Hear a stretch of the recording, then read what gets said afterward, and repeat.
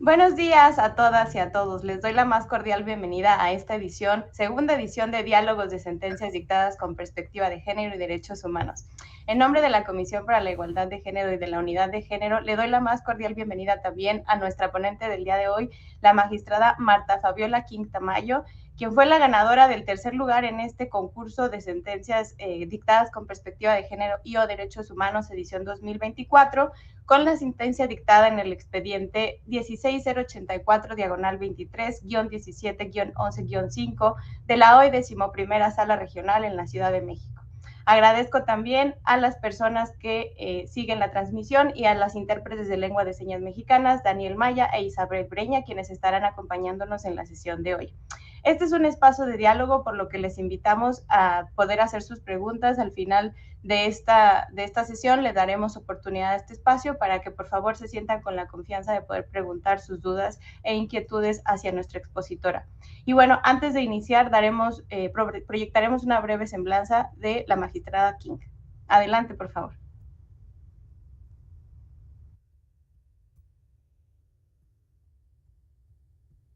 Con más de 23 años de trayectoria, la magistrada Marta Fabiola Quintamayo se ha consolidado como una jurista comprometida con la modernización del sistema judicial y la defensa de los derechos humanos. Actualmente es magistrada de circuito en el 23º Tribunal Colegiado en materia administrativa del Primer Circuito, cargo al que llegó tras resultar electa en el proceso extraordinario del Poder Judicial en 2025.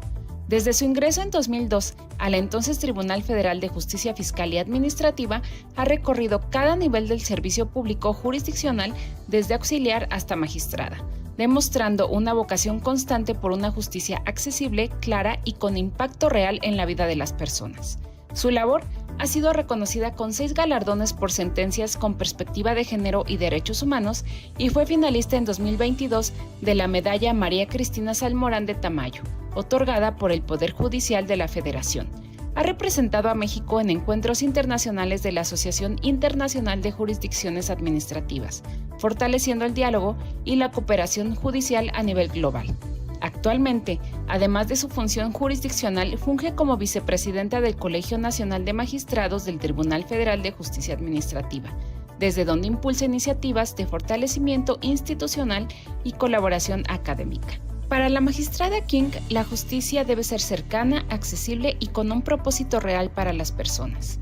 Su trayectoria, compromiso con los derechos humanos y experiencia internacional la convierten en una referente en la modernización del Poder Judicial en México.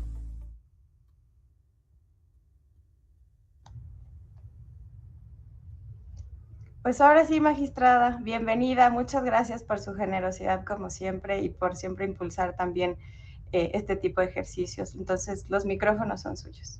Muchas gracias, Laura. Gracias a la comisión por la invitación.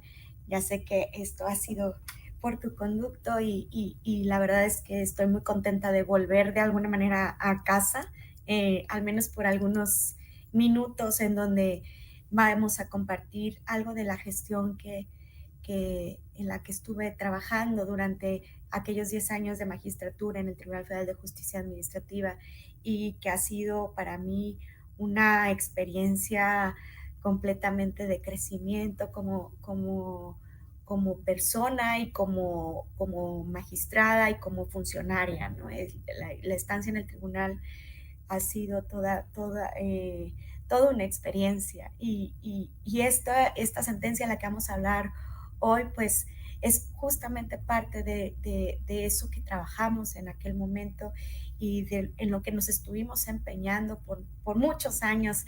Laura, tú estuviste conmigo en algunos de esos años y estuvimos trabajando muy de cerca estos temas y para mí fue muy motivante poder aprender de ustedes y poder presentar estos trabajos que al día de hoy son trabajos que no puedo dejar de ver como asuntos que enriquecieron mi carrera, pero que además me han logrado poner definitivamente en el lugar en el que estoy al día de hoy.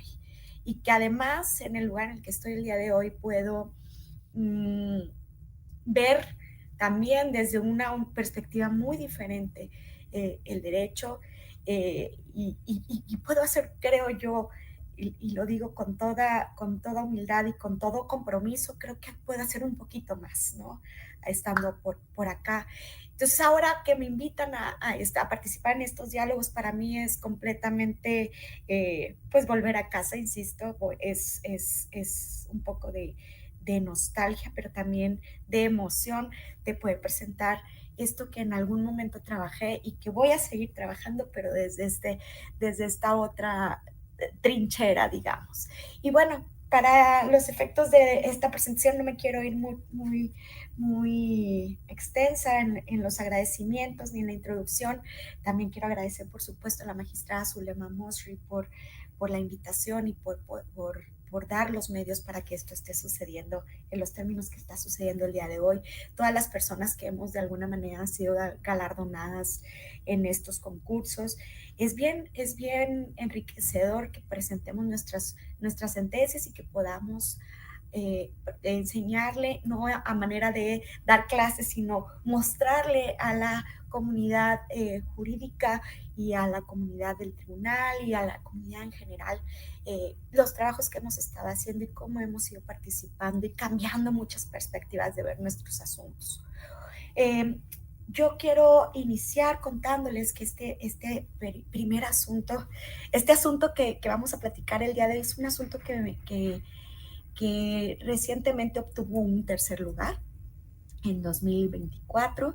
Es un asunto que además de haber tenido un tercer lugar fue pues conmovedor en cuanto a los hechos en que se basaba, que ahorita los vamos a ir viendo, y que tocó como muchos temas que normalmente no en el haber que hay en el tribunal, en el volumen de casos y en el volumen de cosas, de repente perdemos de vista que podemos enriquecer nuestras sentencias de distintos ángulos.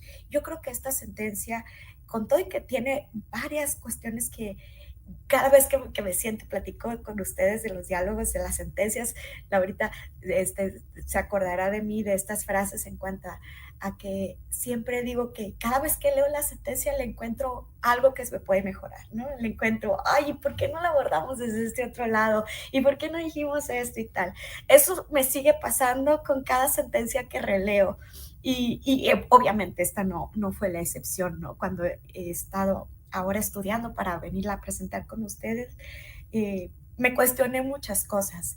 A veces el haber, insisto, el volumen de casos y cosas que tenemos o que yo tenía en ese momento en el tribunal y que todos ustedes tienen a la mano, nos impide ver con qué profundidad podemos analizar algunos casos.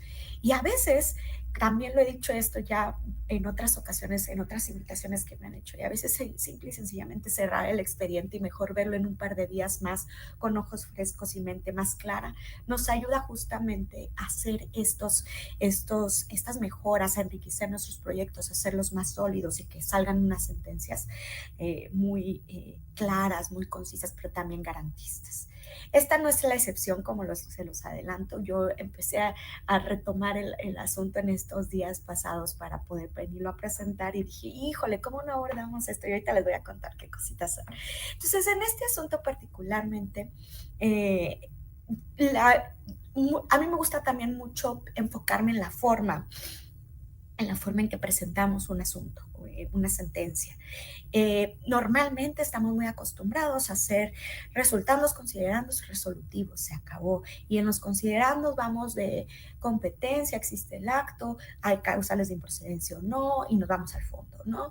Y en la mayoría de los casos, en el mejor de los casos, estudiamos en el orden en que presenten mayor beneficio a las personas demandantes.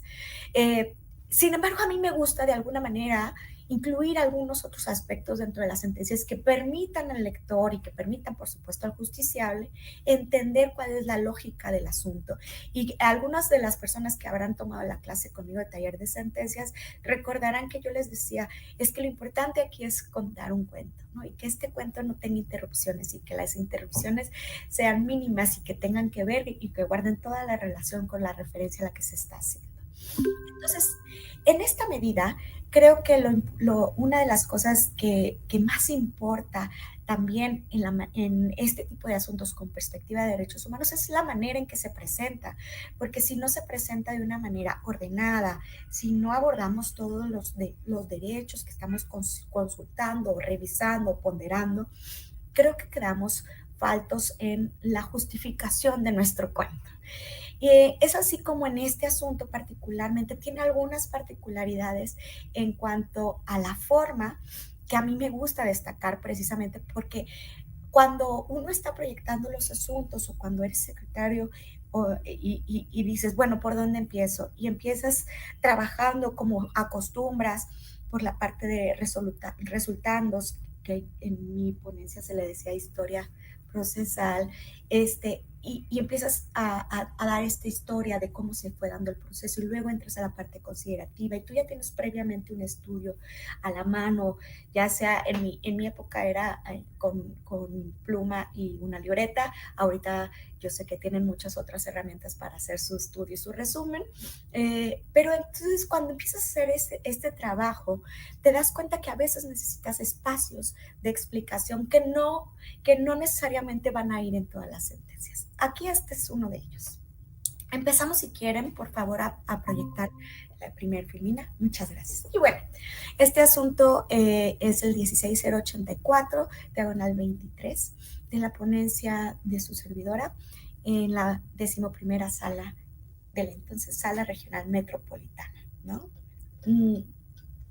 Ganó un tercer lugar y fue en la edición del 2024. Adelante, por favor.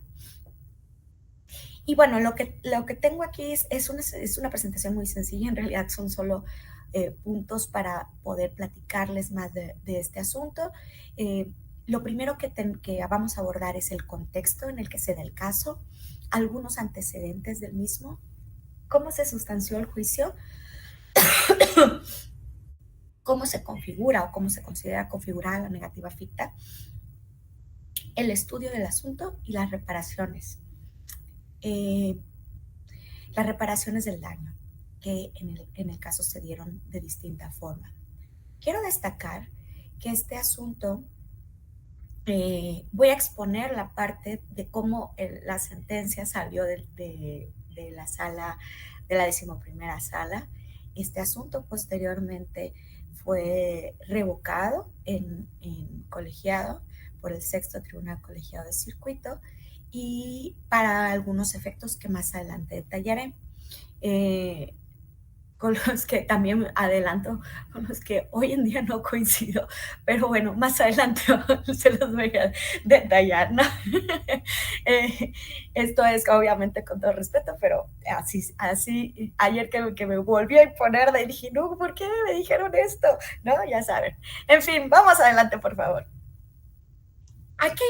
Aquí siempre funciona para que estemos muy atentos a esto. Siempre funciona hacernos preguntas. Y estas preguntas nos van enfocando y nos van trazando una ruta de qué es lo que debemos o cómo quizás lo debemos abordar, ¿no? En los problemas jurídicos que se nos presentan en el tribunal.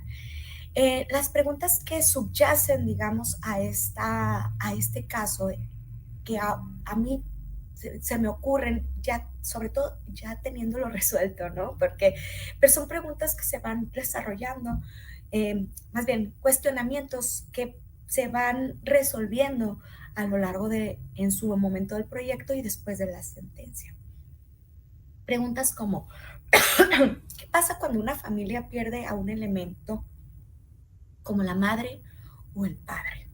Vamos a situarnos en una situación así, ¿no? Vamos a partir de ahí.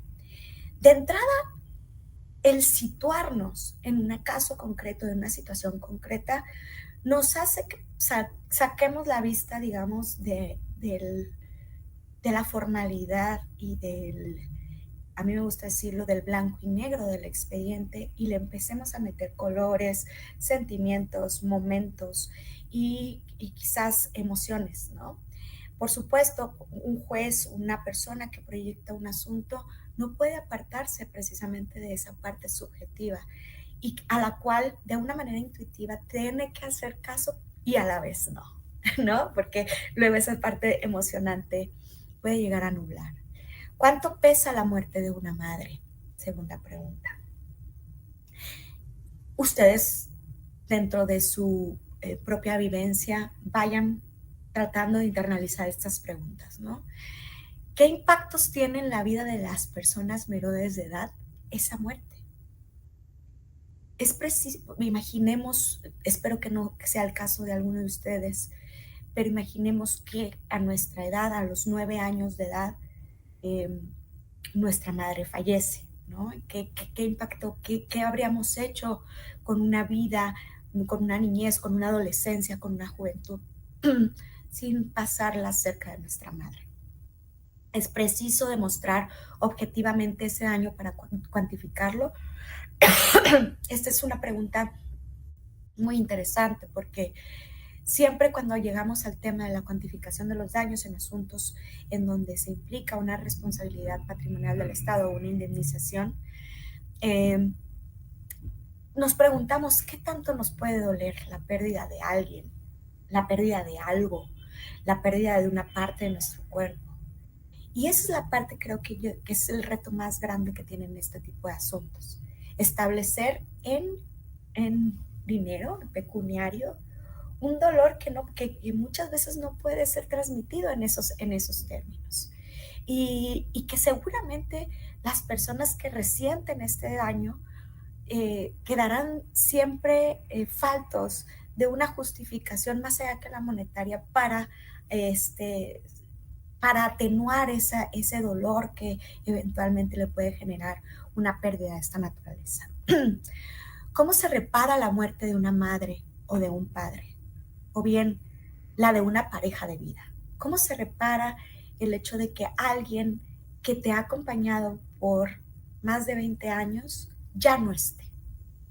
En este caso, como ya se los he adelantado, el caso circunda alrededor de una solicitud de indemnización por responsabilidad patrimonial del Estado al Instituto Aliste, en donde, desarrollado el caso, nos hemos dado cuenta de que el instituto incurrió en varias faltas, las cuales analizaremos más adelante. Y estas, que no fue sumadas, pero estas dieron lugar a conceder en su caso, en este caso, la nulidad para los efectos de condenar justamente a la autoridad demandada al pago de varias indemnizaciones. Adelante, por favor. Hay una parte muy importante de este asunto y a mí también me gusta mucho hacer hincapié en la sustanciación del juicio. Pareciera ser que nuestra Ley Federal de Procedimiento Contencioso Administrativo es taxativa en establecer cuáles son las etapas del procedimiento, cómo se integra un juicio, cómo llegamos al estado de resolución, etcétera. Sin embargo, hay algunas incidencias dentro del juicio que en ocasiones nos dan pie para poder voltear nuestra mirada o advertir que hay cargas probatorias que no se encuentran satisfechas y que esto eventualmente repercutirá al momento de dictar la sentencia. Pero no solo eso, también el tratamiento que nosotros le demos al desahogo de esas pruebas puede ser fundamental para eventualmente a la postre tener un resultado en un sentido u otro. Y aquí es donde normalmente hay temas. ¿Por qué? Porque a veces el desechamiento de una prueba puede dar lugar a que no se pueda advertir ya al momento de dictar sentencia cuál ha sido el alcance de un daño moral, quizás. No es el caso, porque más adelante lo voy a explicar por qué. Sin embargo, en este caso, la parte actora ofreció 2 pruebas periciales, una en psicología y otra en medicina. Estas pruebas fueron desahogadas únicamente por la parte actora, ya que la autoridad, con todo y que presentó un cuestionario en ampliación de aquel presentado por la promovente o por la oferente de la prueba, no presentó a sus peritos. Ojo, tampoco presentó contestación a la ampliación. Estas 2 incidencias procesales, ¿por qué llaman la atención? Y van a llamar la atención más cuando les cuente que resolvió el colegiado. llama la atención porque ya estando en juicio el asunto, la autoridad prácticamente más bien, es vaga en su defensa. Tan es así que con todo y que presenta un cuestionario en ampliación del cuestionario de la oferente, que fue la parte demandante, aún así no presenta sus peritos. Y estos peritos, estos dictámenes, estaban enfocados precisamente, en el caso del perito de la pericial en medicina, en advertir cuáles fueron las deficiencias o la buena práctica que llevó a cabo el instituto o no, cómo del expediente clínico se desprendían los hechos, las circunstancias que fueron dando pie a que el estado de salud de una de las personas que está involucrada en este caso fuera en deterioro. Eso por el lado de la pericial en medicina. Y por otro lado, la pericial en psicología, pues denotaba cuál era el estado psicológico de las personas que solicitaban la indemnización ante el Estado y que resultaron ser víctimas directas e indirectas a la vez en el presente asunto. Tampoco se presentó contestación a la ampliación. ¿Y esto en qué nos afecta? Bueno, ¿en qué le afecta a la autoridad? Pues al final de cuentas deja pasar una etapa procesal en donde puede defenderse respecto de todos los argumentos que se plantearon en la ampliación de la demanda. Adelante, por favor. Ahora, el presente asunto se instaura contra una negativa ficta que fue de un escrito planteado ante la autoridad demandada, que fue el ISSSTE, el 30 de junio de... No, perdóname. Sí, la solicitud de indemnización se plantea ante la autoridad el 30 de junio de 2022, tal como se viene poniendo aquí en esta línea del tiempo, digamos. El juicio se interpone hasta el 13 de julio del 2023, pero en este asunto hay una particularidad, y la particularidad es que el asunto, la autoridad no dejó de contestarle al 100%, en su totalidad. La autoridad admitió a trámite la solicitud de indemnización e incluso realizó ciertas actuaciones durante ese procedimiento.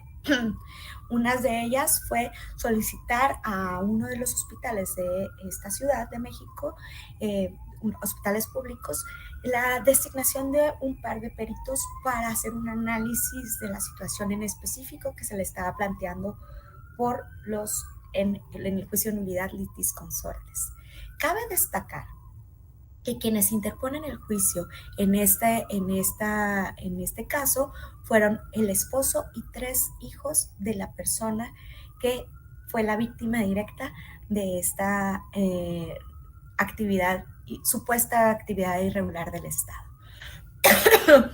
Esta señora, más adelante vamos a ver el tema de el contexto específico y los antecedentes del asunto, pero esta señora acude al Instituto de Seguridad y Servicios Sociales de Trabajadores del Estado a solicitar un diagnóstico en cuanto a que se encuentra en el pecho derecho una bolita. El diagnóstico que le entrega el ISSSTE no es certero, ni hay suficientes pruebas como para poder revisar de qué trataba esa bolita. Ella posteriormente acude a una institución privada y en esa institución privada le hacen los estudios a conciencia y de manera exhaustiva y le detectan cáncer de mama. Ahora, hasta ahí lo voy a dejar por lo pronto, ¿no? Entonces, relacionado con este cáncer de mama de esta mujer, se hace la solicitud por parte del esposo e hijos. Y esta solicitud se plantea, como les adelantaba, el 30 de junio de 2022. El 26 de agosto de 2022, la demandada admitió a trámite la solicitud referida. Esto es algo que me gusta destacar porque no siempre nos sucede que vemos que la autoridad tenga la diligencia de hacer un acuerdo de admisión de la solicitud de indemnización y tal, ¿no? Sino que a veces se va al fondo directo o bien dice ya prescribió la solicitud de indemnización, etcétera. Entonces, pocas veces alcanzamos a ver este tipo de acuerdos. En este caso sucedió. una admisión de la solicitud y se le da un número de expediente. El expediente RP/19/2022. En ese expediente, la autoridad demandada sustancia, procedimiento y, como les adelanté hace un momento, invita o exhorta a un hospital de la región para que designen a especialistas en hematología y oncología a fin de hacer el análisis del caso. Esta actuación sucede el 5 de enero de 2023 y fue la última actuación que hizo la autoridad dentro del expediente todavía hasta que se emitió la sentencia, ¿no? Dentro del presente caso, que la sentencia se emite en 2024. Entonces, el juicio se presenta el 13 de julio del 2023, dado que entre el 5 de enero del 2023 y el 13 de julio del 2023 no hubo una inactividad dentro del procedimiento de reclamación, se interpone considerando que se había configurado una negativa ficta. Y aquí fue el primer cuestión que fue diferente, digamos, en cuanto a algunos otros asuntos, porque procesalmente sabemos que una negativa ficta se actualiza ante el silencio de la autoridad, ¿no? Y en este caso particularmente, propiamente no había un silencio, ¿sí? Había habido un acuerdo de admisión de procedimiento, había habido una sustanciación, una intención por parte de la autoridad de sustanciar el procedimiento. Sin embargo, había llegado a un punto en que la inactividad era tal que no había habido respuesta en el transcurso de 3 meses, al menos, ¿no? Que fue al menos de enero a julio del 2023. Y si tomamos en cuenta lo que dice el artículo 17 de la Ley Federal de Procedimiento Administrativo, que estos 3 meses tienen que ir para la resolución del caso, pues entonces nos podemos dar cuenta que con todo y que no haya habido inactividad total por parte de la autoridad, el asunto no se resolvió en al menos 1 año y 1 mes, ¿no? Cuando se interpone el juicio, porque la primera solicitud se plantea el 30 de junio del 2022 y el juicio se interpone hasta 1 año, en julio del 2023, ¿no? Y insisto, con todo y que haya habido actividad por parte de la autoridad demandada. En esta medida, en la sala consideramos que en el caso sí se configuraba la resolución impugnada, sí se configuraba esa negativa, porque el artículo 17 establecía que debía haberse resuelto en el transcurso de 3 meses. Si bien en el caso no hubo una actividad propiamente hasta enero del 2023, con todo y que tomáramos en consideración esa última actuación, transcurría más de los 3 meses para efectos de la resolución del asunto. Es más, tal como lo decimos en esa sentencia, al momento de emisión de esa sentencia todavía no se tenía respuesta total de qué es lo que estaba pasando con ese caso. Eso nos permitió darle entrada al asunto, por supuesto. Obviamente hubo ahí que de alguna manera convencer en sala, sí hubo que convencer en sala. El argumento contrario era que no había precisamente una inactividad total por parte, un silencio total por parte de la autoridad, lo cual definitivamente era cierto, pero sí dimos cuenta en el proyecto y después en la sentencia se da cuenta de cómo estas incidencias, aun y cuando no implican un silencio de la autoridad, al final sí se reflejan en un silencio por más de 3 meses en la resolución del procedimiento administrativo. Es así como le damos entrada al caso. Adelante, por favor. Y me gusta destacar esta parte porque creo que en muchas, obviamente esto es un tema en donde argumentamos y tejimos lo que es el artículo 17 de la Ley Federal de Procedimiento Administrativo con el 57 también de esa misma ley. El 57 dice qué se entiende por resoluciones que ponen fin o cuáles son los actos que ponen fin a un procedimiento administrativo. Entonces, conjuntando y haciendo una interpretación armónica de estas normas, es que llegamos a la conclusión de que la configuración de la negativa ficta era real y era actual. Y es así como, insisto, le entramos. Y lo destaco porque en muchas ocasiones este tipo de asuntos pudieran quedarse antes, ¿sí? Pudiéramos haber decretado un sobreseimiento diciendo no hay inactividad procedimental por parte de la autoridad, no hay inactividad, luego no se configura la negativa ficta, luego atrás los fillers, ¿no?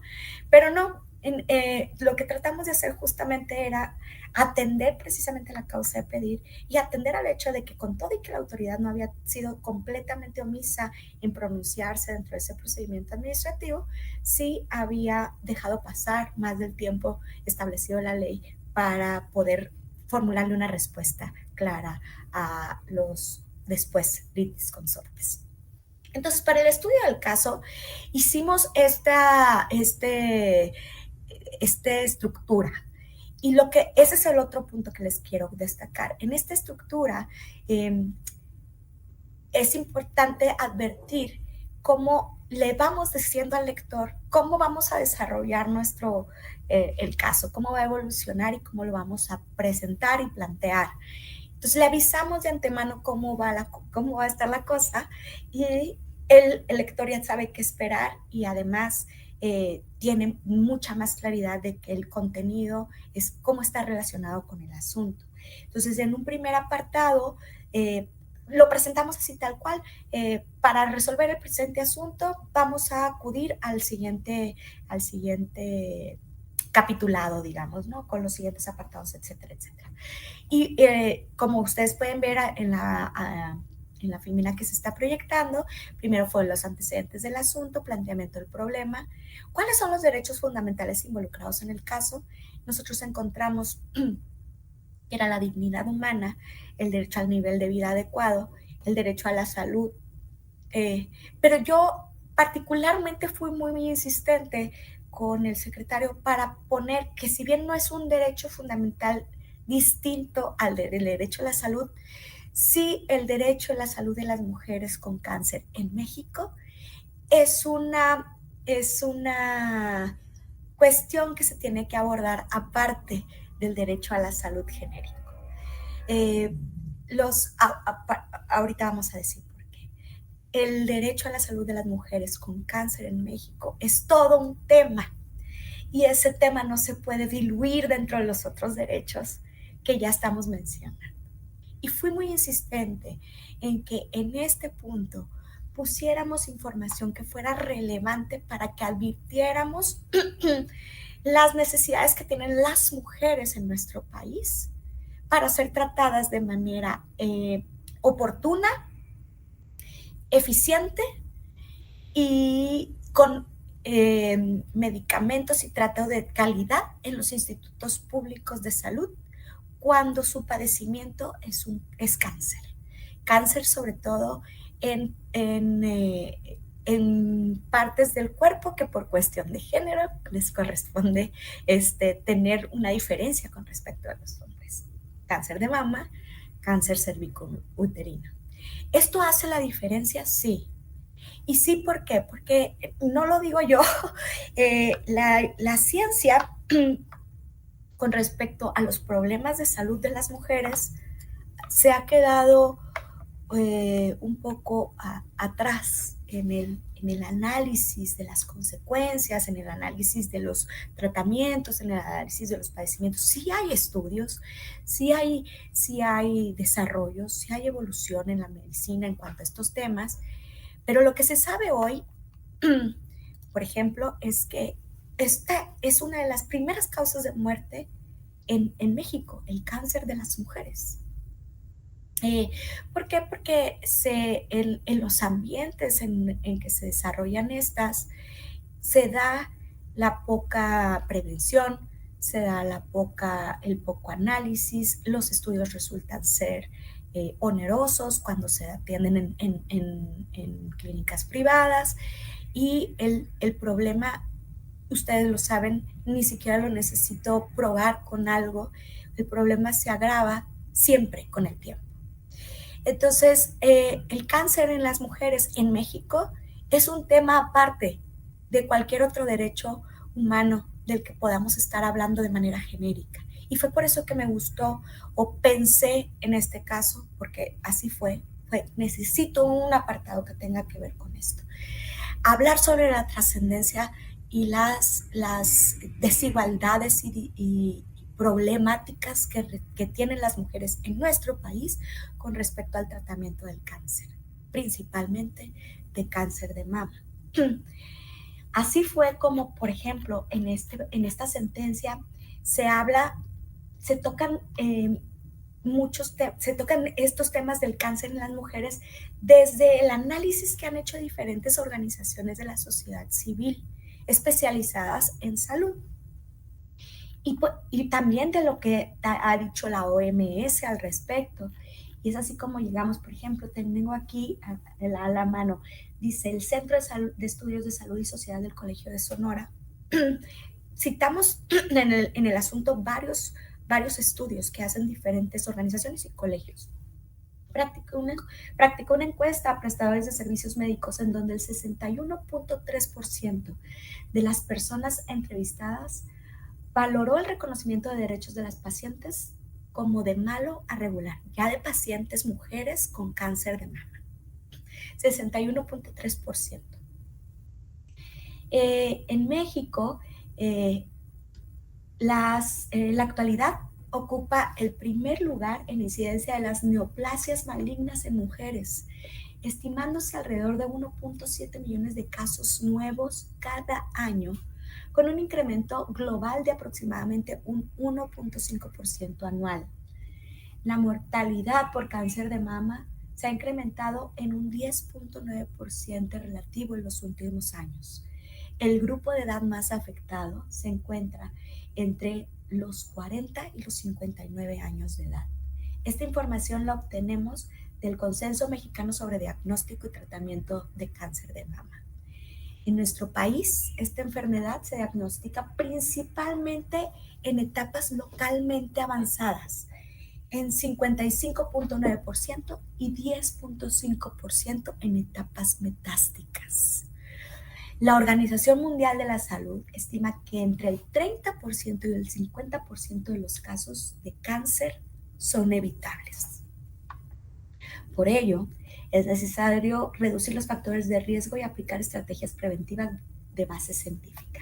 Y así, en este capítulo particularmente, miren, en el 2019 se reportó un total de 12.561 egresos hospitalarios en todo el país, con un 40% en personas mayores de 60 años, y en el mismo año representó el 29.8% total de las consultas de especialidad de tumores malignos. Es un índice muy grande, casi el 30%, con un índice de subsecuencia de 4.3 consultas al año en el 2019. Esta información la obtenemos de la página oficial del Seguro Social, por ejemplo. Entonces, a lo largo del proyecto o de la sentencia, lo que hacemos es un poco tejer esta información y esta estadística para poder revelar cuál es la importancia del asunto y cuál es la importancia de que conozcamos este contexto para saber en dónde se situó la víctima directa del caso. Adelante, por favor. No, perdónenme. Perdónenme. Después de hacer el análisis de los derechos, pues nos vamos al estudio del caso. Encontramos un deficiente diagnóstico por parte del instituto demandado, poca disponibilidad de medicamento para quimioterapia, consecuencias de una traqueostomía.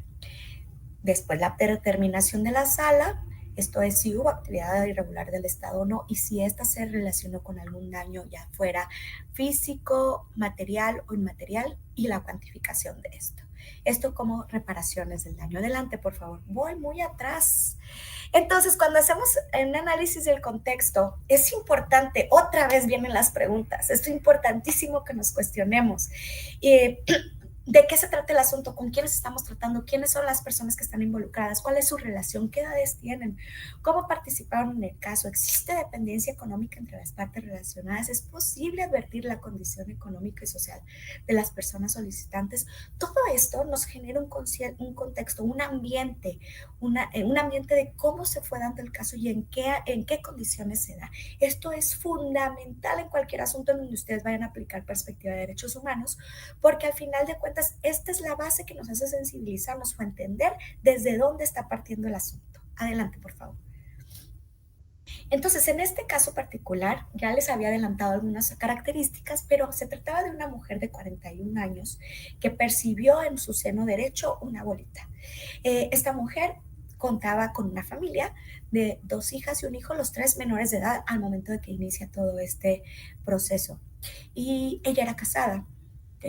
con más de 20 años de vida de vida en pareja con su esposo, y los cuidados a su cargo y los responsables del hospital fueron precisamente el esposo y en su momento las hijas, que eran las más grandes, digamos, en edad para apoyar con los cuidados. Sin embargo, ambas seguían siendo menores de edad cuando todo esto sucede. Adelante, por favor.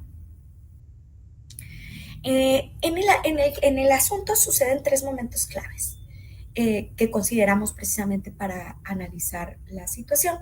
En 2015 es cuando ella detecta la bolita, cuando va al ISSSTE, no le dan un diagnóstico certero y tiene que acudir a una clínica privada a revisar ya con estudios exhaustivos cuál era la situación de su estado de salud y qué implicaba esta bolita.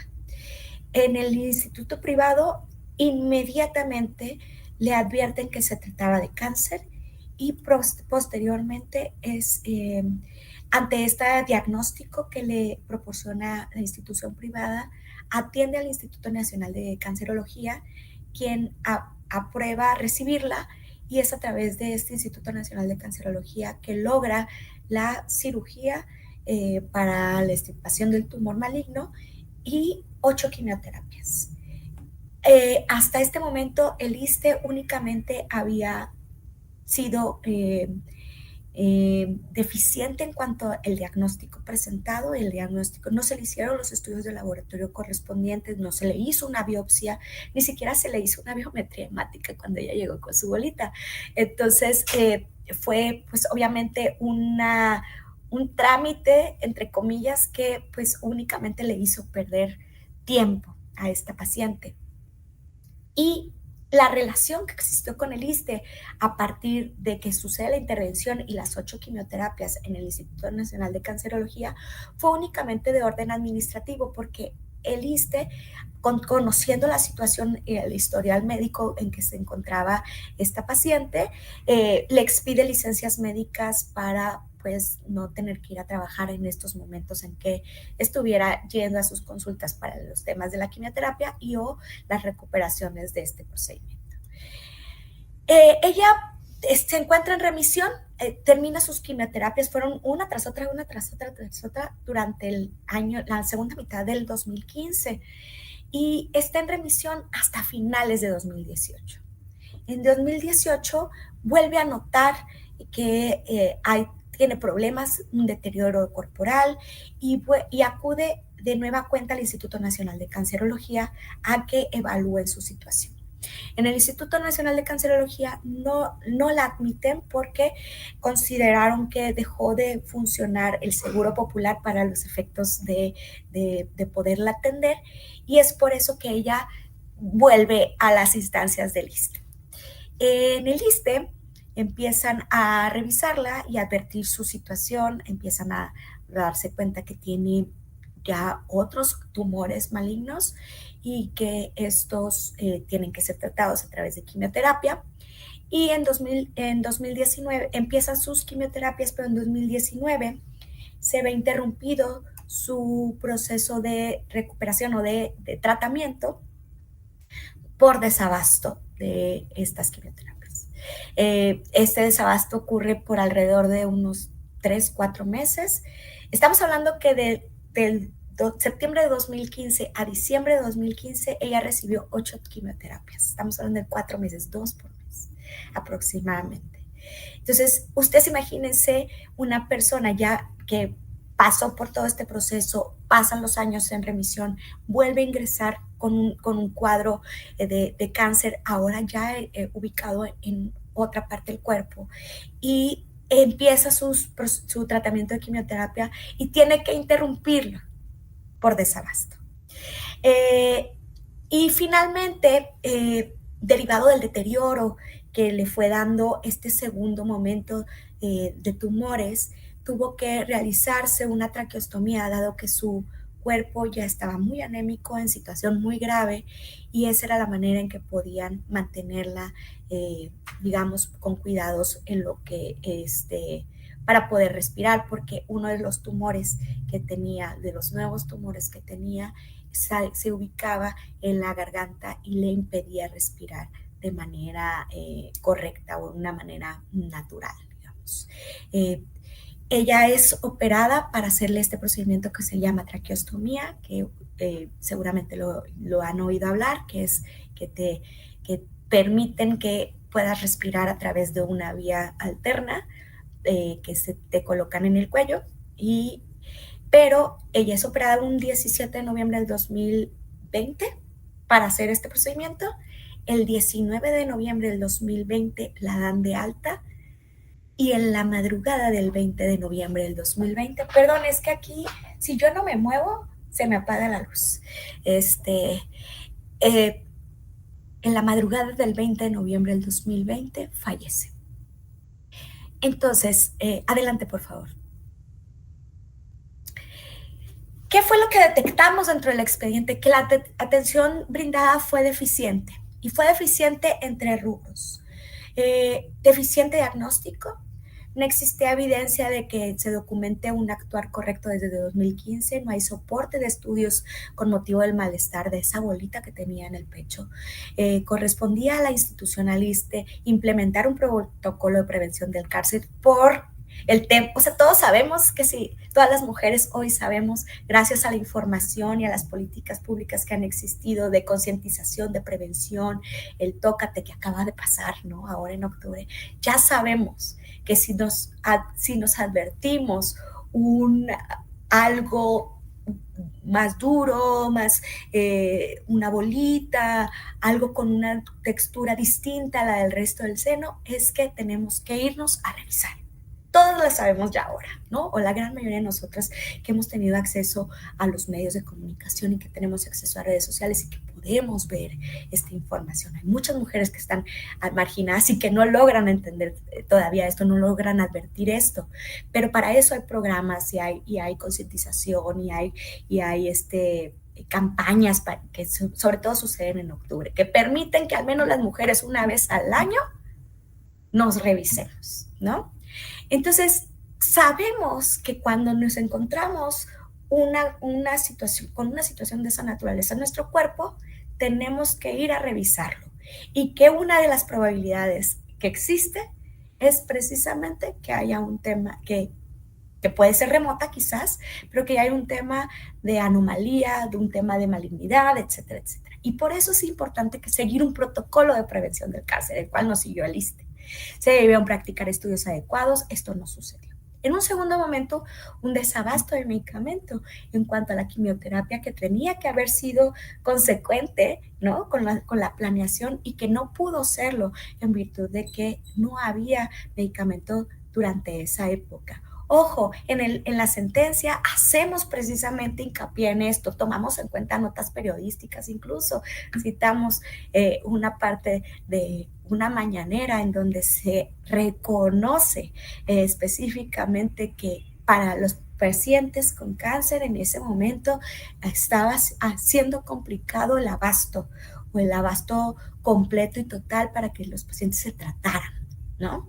Entonces tomamos en cuenta esa información como hechos notorios. Ojo, esto es bien importante, los hechos notorios a veces los echamos a la basura y no los consideramos y son bien relevantes para poder terminar de concretar o terminar de asimilar en cuál es la situación en que estaban viviendo estas personas en ese momento. Efectivamente, las notas periodísticas, la mañanera y algunos otros documentos más que citamos en la sentencia están relacionados con el desabasto de medicamento oncológico en la época de los hechos.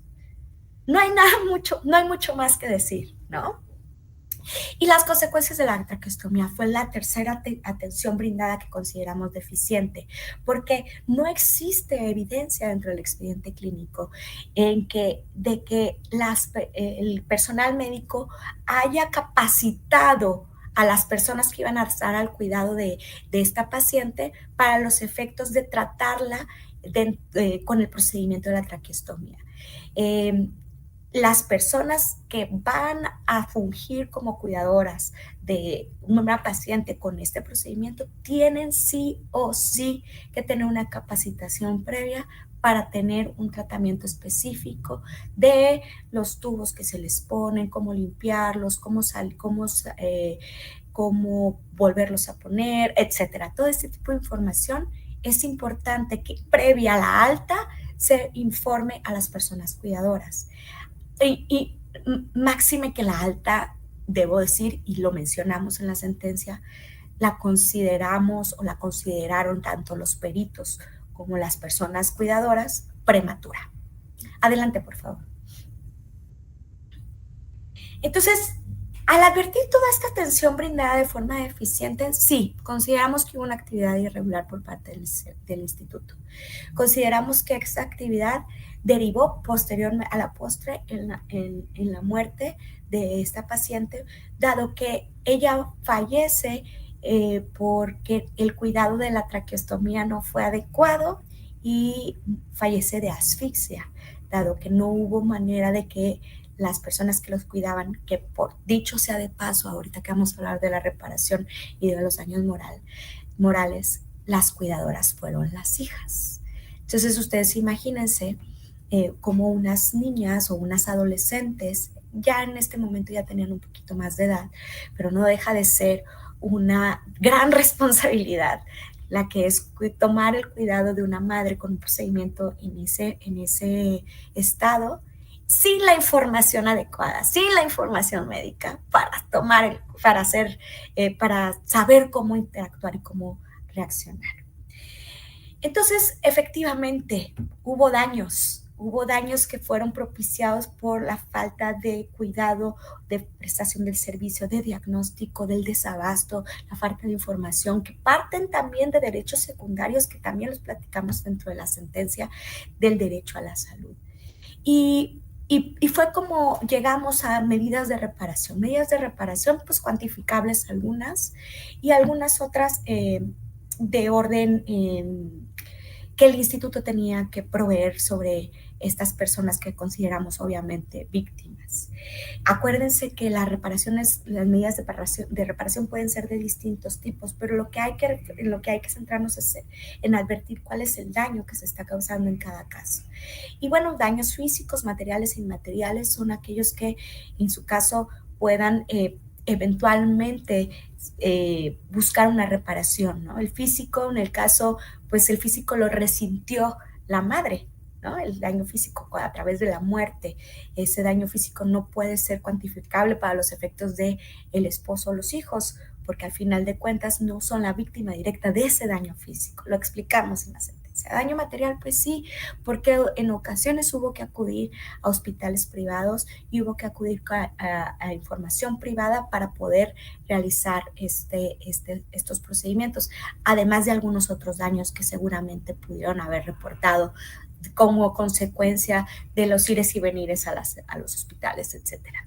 Y el daño inmaterial, que es el que más duele y el que más difícil es de cuantificar, como les adelanté, que es este daño moral y este menoscabo en la seguridad, en las afecciones, en estos dolores que les puede causar precisamente tanto al esposo como a los hijos en temprana edad o en una edad en donde se requiere, ¿no? En una adolescencia en donde lo más deseable es tener un núcleo familiar sólido, en donde las personas que te acompañen, tus padres, tu padre o tu madre, en su caso, cuando a la falta de uno, estén para ti, para efectos de seguirte guiando dentro del camino de la vida. Adelante, por favor. Otra de las reparaciones que ordenamos fue una indemnización en especie con la que se brinde una atención adecuada a los padecimientos psicológicos sufridos por los consortes. Derivado de la pericial con psicología que únicamente desahogó la parte actora, pudimos advertir cómo cada uno de ellos tenía afecciones diferentes. Así todos los cuerpos y todas las personas somos tan distintas.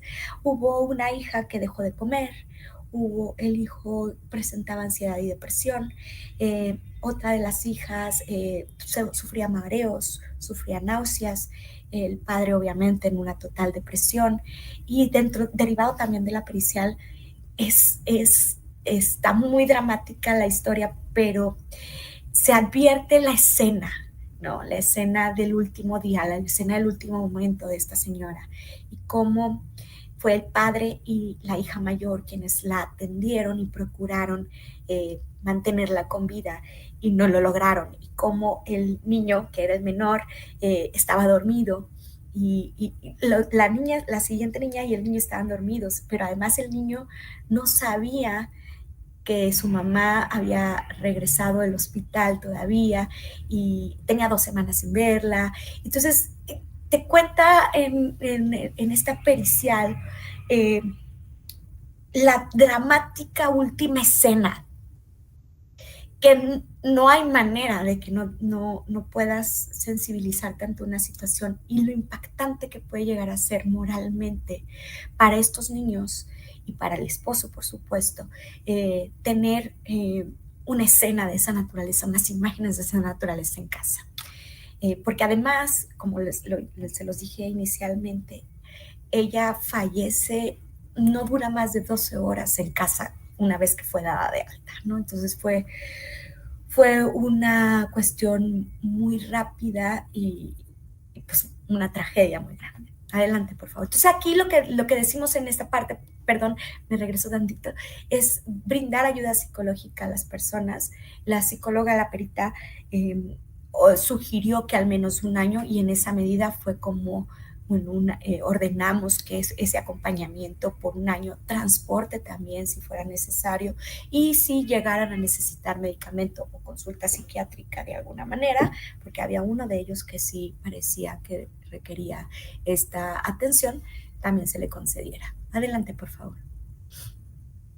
Cuantificación del daño. Se descarta la indemnización por muerte, dado que ellos solicitan una cantidad por la muerte de esta persona. Sin embargo, nosotros no pudimos advertir que ahora, lo voy a decir, visto ya después de 2, 3 veces, yo creo que ahí pudimos habernos equivocado. A lo mejor sí pudo haber habido responsabilidad por parte del Instituto para la Muerte, precisamente por la falta de capacitación de los cuidadores para el tratamiento de la traqueostomía, dado que ella muere por asfixia. Entonces, ojo, siempre hay elementos que nos van a ir dando razones para irnos de un lado u otro, pero la verdad de las cosas es que cada vez que hagamos un estudio más profundo vamos a ir encontrando más temas que podemos mejorar o mejores salidas para el mismo problema. Derechos lesionados, el grado de responsabilidad de la situación económica del responsable y de la víctima y demás circunstancias del caso concreto nos hicieron determinar que debería indemnizarse a los litis consortes con $1,000,000 por persona. Se ordenó abrir el incidente, más bien no se ordenó abrir, sino se le dijo a las partes que sí que estaban en su derecho de abrir un incidente de liquidación de gastos incurridos, dado que no se advertía en el expediente información con la que pudiéramos calcularlos. Adelante. Perdón.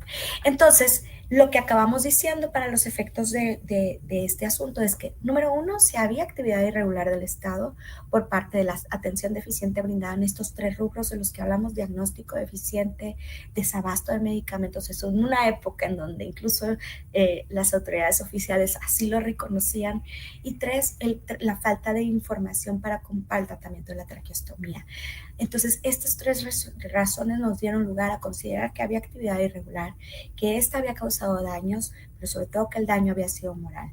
Y considerando, y aun y cuando en caso de muerte no es necesario demostrar el daño moral, sobre todo tratándose de la madre de una familia en donde había 3 hijos, donde había un matrimonio de 20 años o una vida en común por 20 años con el esposo, etcétera, etcétera, cuidados, ir y venir, buscar salidas, intenciones de mejora, etcétera, etcétera. Con todo y eso, obviamente teníamos que haber acordado, aun y cuando no hubiera existido la prueba psicológica, pericial psicológica, que había daño moral en esa familia y que lo que habían vivido, la tragedia que habían vivido, sobre todo esa última noche, era suficiente para poder advertir que el grado de afecciones en que podía seguir viviendo cada uno de los miembros de distinta manera. La ayuda psicológica, la ayuda psiquiátrica fue también una parte de las reparaciones que se ordenaron, incluso en los puntos resolutivos, porque creímos que era obviamente necesario, y además en la pericial se nos sugería. De esta manera podemos advertir que un asunto que eventualmente pudo haberse, no podemos considerar que pudo no haber muerto esta persona en virtud de los padecimientos que tenía. Su cáncer estaba ya muy avanzado y le impedía incluso la respiración. Sin embargo, sí podemos advertir las fallas que tuvo el instituto en el transcurso de 4 o 5 años, ¿no? Lo que les quería contar de la resolución en el RF, porque además fue en recurso de revisión fiscal que nos anulan nuestra sentencia, nos modifican la sentencia. Y la sentencia se modifica, se revoca para el efecto de considerar que sí se configuró la negativa ficta, que esto fue la parte que se me hace muy extraña, ¿no? Sí se configura la negativa ficta, pero no es necesario que la sala se pronuncie sobre el fondo, que debimos habérselo regresado a la autoridad para que ella se pronunciara. Para mí, este argumento me parece que se aparta, por supuesto, del espíritu de la figura de la negativa ficta y de lo que las tesis de jurisprudencia han dicho sobre cuando se configura una negativa ficta, lo único que tienes que revisar es el fondo del caso, que fue lo que la sala responsable o la sala del tribunal realizó. Entonces, acá lo que nos pidió el colegiado era que la autoridad, dentro de 4 meses, terminara de sustanciar el procedimiento administrativo y emitiera una resolución. Si me preguntan mi opinión, pues al final se hace, creo, de alguna manera anulatorio el efecto de la negativa ficta, porque justamente para eso funciona, ¿no? Para que nos pronunciemos sobre un fondo que ya de manera ficticia, en sentido negativo, se pronunció la autoridad. Y sobre todo a mí me llama la atención, vuelvo a la filmina de sustanciación del juicio, me llama la atención, no vuelvan, pero vuelvo a recordar eso, porque fue la propia autoridad la que faltó en el desahogo de pruebas dentro del juicio, ¿no? Y faltó en demostrar su buena praxis, y faltó en demostrar que había actuado conforme a las normas, conforme a los instructivos, conforme a la práctica médica. Me llama mucha atención. Sin embargo, ese asunto está en vías de cumplimiento, supongo yo, ya no me toca a mí revisarlo. Se le dieron 4 meses para terminar de sustanciar ese procedimiento, y esta sentencia, al final del día, los efectos de los que ya hablamos, pues obviamente fueron revocados, y estarán estas personas a la espera de ver qué es lo que dice la autoridad en sede administrativa. Supongo que después de eso también podrán acudir a juicio de nulidad y en su caso a juicio de amparo. Y bueno, hasta aquí mi presentación. Me extendí un poquito en los minutos. Creo que había necesidad de tomar en cuenta varios temas, pero se han agotado. Así que muchas gracias por su atención. Gracias a usted, magistrada. Qué fuerte esto que está comentando de que se revocó la sentencia por revisión fiscal y pues al final no pudo prosperar todo este estudio que pues tan dignamente y tan valioso se hizo. Me parece, digo, no me corresponde, pero me gustaría darle esa opinión, ¿no? De que esta sensibilidad se retoma en estos casos que son del día a día, ¿no? Como el derecho y aquí confluye con otro tipo de situaciones que pasan todos los días. Así que pues la felicito como siempre por ese ahínco y por preocuparse no solamente por una obligación constitucional, sino también por un tema tan delicado como es el cáncer de mama en las mujeres. El apartado que generó sobre el derecho a la salud de las mujeres con cáncer de mama me parece sumamente valioso. Y de nueva cuenta, ¿no? Retomar hechos notorios y cosas que a lo mejor no están directamente plasmadas en el expediente, que también siempre es muy enriquecedor para los proyectos y para el caso concreto, porque son familias, son vidas, más allá de los números, ¿no? Entonces, sabes que, Laura, te voy a interrumpir un momento. Ahora que tuve la oportunidad de estar en campaña y lo tengo que compartir, fue muy interesante y conmovedor encontrarme con personas que efectivamente que todos los días viven con estas penurias, ¿no? Y personas que obviamente no están tan informadas sobre qué es lo que se puede hacer en esos casos, en caso de desabasto de medicamentos, en caso de malas prácticas médicas, etcétera. llevar a las comunidades, a las personas, a sus casas, esta información fue bien valioso.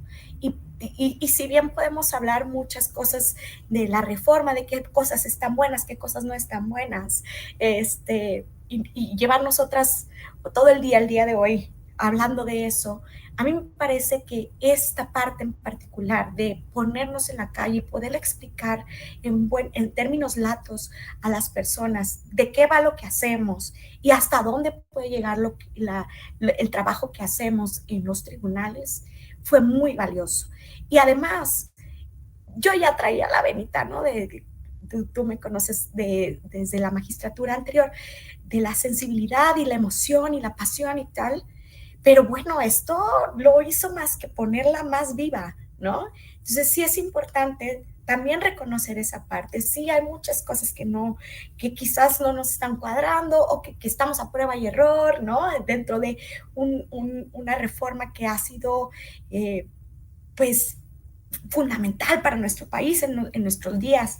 Pero sí quiero dejar muy claro que este problema fue un problema que seguidamente me planteaban en las calles y que no podemos hacer oídos sordos, menos como juzgadores, en cualquier lugar en donde nos toque estar. Entonces, sí, esa parte la quería también destacar, que si bien no era ajena a esa sensibilidad y a esos momentos en donde teníamos que estar muy claras sobre cómo reaccionar, hoy por hoy se hace menos posible que yo me aparte de toda esa gente con la que yo hablé en su momento al momento de estar haciendo campaña. Claro, gracias magistrada por compartirnoslo. Bueno, en un espacio breve de las preguntas me permito leer aquí comentarios y algunos cuestionamientos. Tiene muchos comentarios, magistrada. Una de las preguntas es, muy buenos días, magistrada. Desde su perspectiva, ¿cuáles han sido los retos a los que se ha enfrentado al ponderar sobre otros asuntos los temas de perspectiva de género en una sentencia? Bueno, el primer reto es identificar si el asunto tiene ese alcance, ¿no? Sin embargo, déjenme decirles que la buena noticia es que mientras más lo practiquen, más fácil les va a ser identificarlo. Entonces, mientras más empiecen a cuestionarse, abrimos esta sesión con preguntas. Háganse preguntas. Y mientras más empiecen a hacer ese análisis hacia adentro, es un análisis interno, va a ser más fácil identificarlo. A mí me pasa ya que hay asuntos que digo, aquí hay un tema de género o aquí hay un tema de derechos humanos que me brinca, ¿no? Y no quiere decir que yo ya tenga mucha práctica, sino que ya hay ya no vuelves al estado cerrado de inicial, ¿no? Ya estás un poco más flexible, ya estás un poco más con el oído más abierto, la vista, lo que dicen los lentes de género. Y por otro lado, otro de los retos que es importante y que me gustaría destacarlo, porque es importante hacerlo, sigue habiendo resistencia. Sigue habiendo resistencia por parte de las personas que somos juzgadoras para entrarle a los temas. Sigue habiendo consideraciones de que partimos desde un lugar de desigualdad, que estamos discriminando, que estamos legislando, incluso sigue habiendo resistencia al interior de los tribunales con las personas juzgadoras que nos estamos excediendo. Me parece que ya es una obligación constitucional. Ahora sí ya está escrito en blanco y negro la perspectiva de género como una obligación constitucional. Lo había sido siempre en materia de igualdad, del derecho a igualdad y armonizando con las convenciones en las que México ha ratificado y suscrito. Pero hoy por hoy es una realidad y creo que sigue habiendo resistencia por parte de las personas, de los operadores jurídicos, para hacer este tipo de análisis. ¿Por qué? Yo creo que en ocasiones porque parten de ideas que no son exactas y en otras ocasiones porque sí implica un esfuerzo extra. Gracias, magistrada. Le dan los buenos días. También preguntan si se realizó un análisis de interseccionalidad que permita visualizar a la paciente como una mujer con enfermedad oncológica, lo que potencialmente la situaba en una condición de vulnerabilidad. No se realizó un análisis desde un aspecto de interseccionalidad. Lo que creo que en este caso únicamente nos quedamos en el plano de cómo le afecta a las mujeres en México tener una enfermedad de este tipo y cuáles son las proyecciones de éxito que pueden llegar a tener en distintos estados, ¿no? Sabemos, lo dije hace un momento, sabemos que en este tipo de padecimientos el tiempo es oro y el tiempo no va a hacer que las personas per se mejoren, sino que al contrario, si hoy soy detectada y hoy soy tratada, tengo muchas más posibilidades de éxito. Sucede que en nuestro país, en nuestro querido país, en donde muchas mujeres viven marginadas y viven sin información, sin acceso a servicios de salud, esto hace que el problema se agrave, ¿no? Quizás sí está el problema en las personas que estamos informadas, que eventualmente no hicimos un chequeo a tiempo o no estuvimos haciendo, palpándonos, etcétera, etcétera. Pero usted se imagínese si esto ocurre con las personas que estamos informadas, también ocurre y con mayoría de razón en locaciones marginadas que en nuestro México existen en su gran mayoría, ¿no? Entonces, esa información no llega y eso también hace que precisamente esta interseccionalidad opere, ¿no? No fue el caso, no hubo necesidad de hacer un análisis de ese tipo, no tuvimos elementos tampoco para analizar propiamente la condición social y económica de la víctima directa. Por lo mismo, solamente lo dejamos en el análisis de una mujer con cáncer que está recibiendo atención deficiente por parte del instituto, y para el efecto del análisis del daño moral sí consideramos la relación y la importancia que tiene una madre dentro de una familia. Gracias, magistrada. Luego tenemos otra pregunta. ¿Qué mensaje considera que deja esta sentencia para las instituciones de salud y para las autoridades encargadas de garantizar el derecho a la salud de las mujeres? Bueno, yo creo que el mensaje, a ver, aquí es importante también dar cuenta de algo. Las instituciones de salud en sí tienen muchos retos también, ¿no? No podemos dejar de considerar que a veces trabajan con lo que hay, que el presupuesto es corto, que cuántos casos no sabemos o tenemos cercanos en donde a personas relacionadas con nosotros los han tenido en el Seguro Social en urgencias en una silla, días, ¿no? No hay camas, no hay que llevar, cuando vas de visita hay que llevar un rollo de papel del baño, ¿sí? Ese tipo de necesidades tan básicas. No podemos dejar de ver eso. Yo creo que es un problema sistémico, ¿no? Es un problema que no solamente presupuestal, es un problema de servicio de salud en general, de cómo se percibe, etcétera. Y yo creo que este tipo de casos sí pueden ayudar, al menos a documentar de una mejor manera. Por ejemplo, el último punto, ¿no? La capacitación a los cuidadores, la información adecuada de cómo tratar a un paciente con un procedimiento de esta naturaleza. No implica más que sentarte con estas personas a hablar del tema, ¿no? Y darles la información adecuada. No es un tema presupuestal, es un tema, insisto, que se vuelve al final sistémico en cuanto a falta de cuidado, ¿no? Y creo que poner estos puntos sobre las IES en este tipo de casos sí ayuda o sí fomenta que estas instituciones sean más cuidadosas con su deber. Creo que, porque al final de cuentas, en el caso, en ese último al menos, es un total descuido, ¿no? Solamente incluso hay hospitales que te dan un folleto o un video, ¿no? Ni siquiera necesitas sentarte ahí a tomar una clase de 3 o 4 módulos. No sé cómo funciona en particular una capacitación de este tipo, pero me da la impresión que no hay un obstáculo presupuestal para ese tipo de casos, ¿no? Entonces es un problema que creo que este tipo de asuntos logra o busca sensibilizar también a las personas que se encuentran al interior de las instituciones públicas, para que así como nosotros no debemos de ver los expedientes en blanco y negro, ellos tampoco vean un caso más, ¿no? Gracias, magistrada. Y bueno, por tiempo, por cuestiones de horario, me permito nada más leer los mensajes de felicitación y algunos comentarios. Por ejemplo, dice Yadira, el daño emocional para las hijas. Lamentablemente los colegiados no quieren resolver el fondo. Muy pobre el razonamiento del colegiado. Qué lamentable decisión del colegiado, dice Sofi Castañeda. La sentencia identifica 3 momentos: diagnóstico deficiente, desabasto de medicamentos y negligencia post-tratamiento.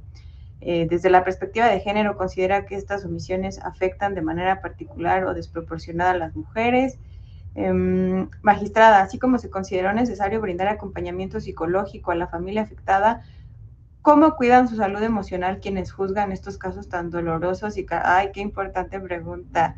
Yadira, gracias, magistrada. Sebastián, gran explicación y gracias por compartir esa emoción y pasión. El MAD, magistrada, ¿qué mensaje puede dar a los responsables y actores en materia jurisdiccional para sensibilizar sobre estos temas? Leticia, felicidades, magistrada, magnífica exposición. Adriana, gracias por compartir su experiencia y conocimiento. Fátima, gran exposición. Maestra Elizabeth Íñiguez, ¿cuánta dificultad implica en general que el ISSSTE dé cumplimiento a este tipo de resoluciones condenatorias? ¿Hay presupuesto para ello? Mar, magistrada, ¿qué consejo daría a quienes inician la carrera judicial para incorporar una mirada más humana y sensible de género en sus decisiones? Belén, magistrada, con las nuevas reformas a la ley de amparo, ¿cree que se verá mermado el cumplimiento de sentencias definitivas de este tipo de asuntos? Y Neftalí, muchas gracias por sumar. Magistrada, no sé si quisiera dar como una conclusión en función de estas preguntas y comentarios. Ahorita que hiciste hincapié en qué importante es para las personas juzgadoras también estar estables, es importantísimo. Y alguna vez, voy a contar una anécdota entre tú y yo, ¿no? Esta vez que tuviste que cerrar ese expediente que te tenía ya el hígado vuelto loco.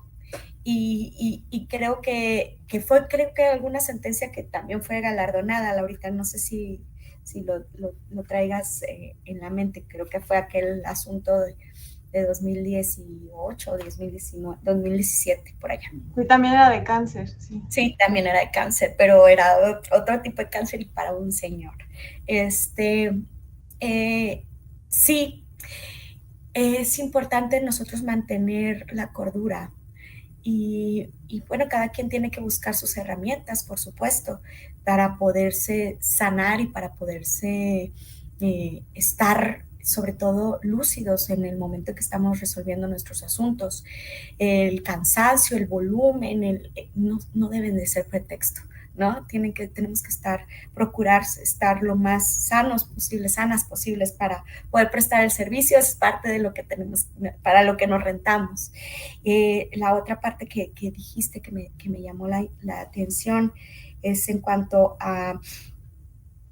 Hay alguna otra pregunta que hicieron al final.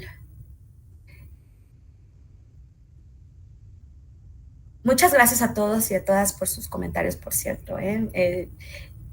Yo disfruto mucho dar este tipo de pláticas porque pues es parte de que todos, de contar experiencias, ¿no? Y de a veces ubicarnos precisamente en esas experiencias. ¿Cómo es que podemos encontrar, cómo nos podemos sensibilizar más? Les digo la verdad, los asuntos son maravillosos, ¿no? Porque nos les despiertan esta vena o nos hacen ponernos esos lentes que nos amplifican el caso. Cuando ustedes adviertan en una causa de pedir que hay un tema que está siendo sospechoso en cuanto a una discriminación, a una desigualdad, ahí váyanse, estudien un poquito más. Pero saben que también funciona mucho los documentales, las películas. A veces aquí en la comisión hacen cine debates, vayan, acudan, vean. Yo ahorita cada rato le digo, ve esta película o ve este capítulo, está buenísimo para el cine debate. Ahí se afilan mucho la intuición. Hay veces que la serie va en el capítulo 2 y ustedes en su mente ya resolvieron el caso. De tanto que están viendo este tipo de información, vean documentales, vean películas que tengan relación con los temas de desigualdad, de género. Eso ayuda muchísimo a afinar este sentido del que les hablo y además se entretienen, ¿no? Entonces yo recomiendo ampliamente que luego decimos, es que yo leo todo el día, ¿cómo me voy a poner a leer libros? Y bueno, entreténganse, vean una serie. Vean vean Inconcebible, por ejemplo, en Netflix, vean lo acabo de ver que te dije, Laurita, la de ¿Dónde está mi hija? ¿Quién mató a mi hija? Que es este caso de la chica en Monterrey, Devani, que fue sustraída y después asesinada, y cuentan, ¿no? Es una serie documental de donde ustedes pueden destacar un montón de cosas bien interesantes para efectos de la perspectiva y de cómo, y que después aterrizados a casos administrativos como el del tribunal, si bien este es un caso de orden penal, de verdad que encuentran similitudes en muchas cosas, en interrogatorios, en cómo la carga de la prueba a veces para las mujeres es más difícil, ¿no? Hablando de testimonios, cuando debería de ser la prueba madre, tipo de documentales o de información que es mediática, pero que a la vez está en nuestras plataformas digitales, me parece bien valiosa y ayudan a afinar y además entretienen. Así que no tienen por qué sufrir tanto. Gracias, magistrada. Bueno, pues ya nada más felicitaciones. Y Beth, muchas gracias, magistrada Marta King. Excelente exposición. El búho soñador, como siempre, muchas gracias por la plática. Celeste Mesa, gracias, magistrada. Un gusto verlas a ambas en la misma pantalla. El búho soñador, totalmente de acuerdo. Y bueno, magistrada, felicitaciones hacia su exposición y hacia su trabajo. No vamos a parar, así que pues de nueva cuenta, en nombre de la Comisión para la Igualdad de Género de la Unidad, del magistrado presidente Guillermo Balces Ponda y de la magistrada presidenta de esta comisión, la magistrada Zulema Morri Gutiérrez, yo le extiendo este agradecimiento, esta felicitación y invito a todas y a todos a seguirse sumando a este tipo de actividades que propone la comisión y ejecuta la unidad, que son para ustedes, para el público en general y principalmente para el personal jurisdiccional de este tribunal, que tiene en sus manos esta tarea tan loable, pero también tan importante de juzgar los casos y los asuntos de otras personas. Así que a quienes siguieron la transmisión en vivo y a quienes nos acompañan también, Daniel Maya e Isabel Breña, intérpretes de lengua de señas mexicanas, a quienes hicieron posible esta transmisión y al equipo de la unidad, pues agradezco mucho su participación, magistrada. Gracias a ustedes y pues con todo gusto, ya sabes que cuentan conmigo y me encanta estar en estos espacios. Gracias, magistrada, y a mí me encanta escucharla. Entonces, les mando un saludo a todos y que tengan una buena tarde. Gracias. Hasta luego.